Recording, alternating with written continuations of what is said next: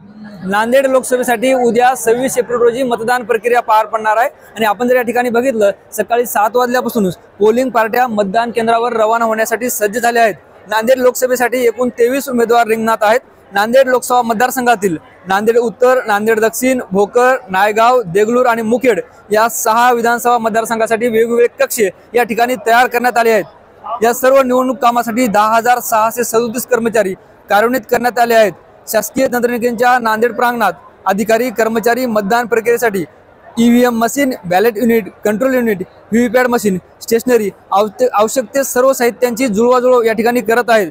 नांदेड लोकसभा मतदारसंघातील 2062 मतदान केंद्रावर मतदानाचे साहित्य वाटप केले जात आहे। या ठिकाणी मोठ्या प्रमाणात वाहनाची व्यवस्था करण्यात आली आहे। ही निवडणूक सुरळीत व पारदर्शकपणे पार पडावी यासाठी प्रशासनाच्या वतीने मोठी तयारी केल्याचे चित्र आपण पाहायला मिळतं आणि या सर्व पोलिंग पार्ट्या सायंकाळी 5 वाजेपर्यंत मतदान केंद्रावर पोहोचणार आहेत आणि त्यानंतर जे आहे ते 26 एप्रिल रोजी प्रत्यक्ष मतदानाला सुरुवात होणार आहे।